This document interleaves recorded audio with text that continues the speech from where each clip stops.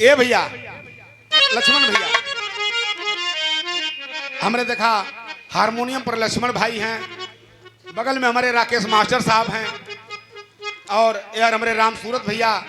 और हमारे ढोलक पर राम प्रवेश भैया। कौनों काम होला चारे जानी के सहयोग से होला भैया। आए थे देखा थे हमार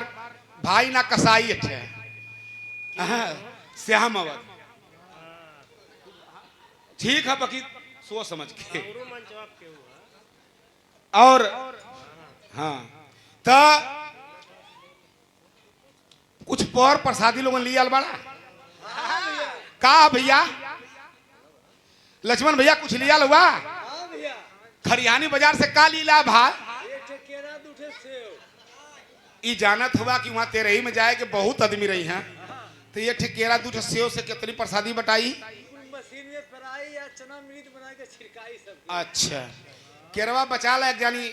बगल में बाणी उनके बदे जो तुहार दूध ठथुआ बा सबके बांटा केरवा तो हम अक्सर तोहरे बदले ले लिए ठीक कैला ना जानत हो भाई तो हिम्मत ना पर तो भाई केहू के दिया सदा आवा था जाए ना देवा तू कहीं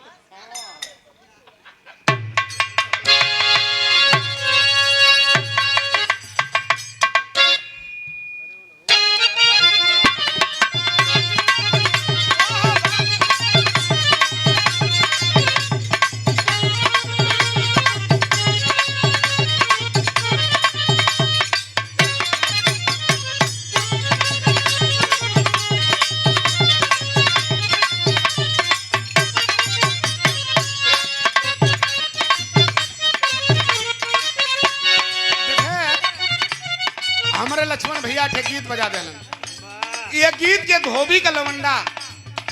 बड़ा ईंट के गावल तो धोबी का लवंडा कैसे गावल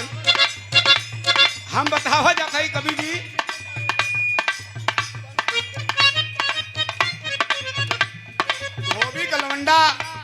पूरा ऐसे कैली ऐसे कह के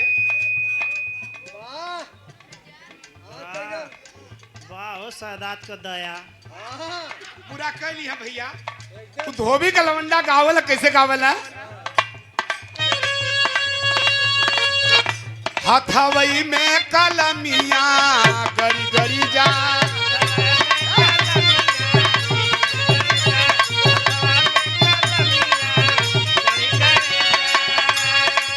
गरी गरी जा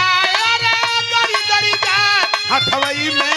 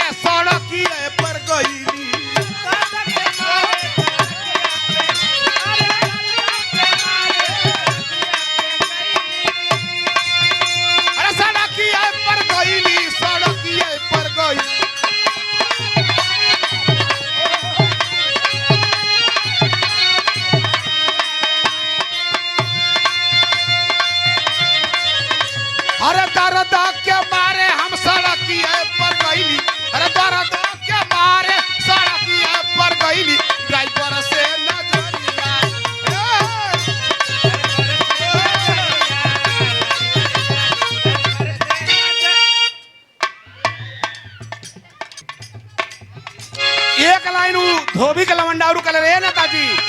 हरनाथ भैया अरे एक लाइन और उ लौंडा कहले रहल आवा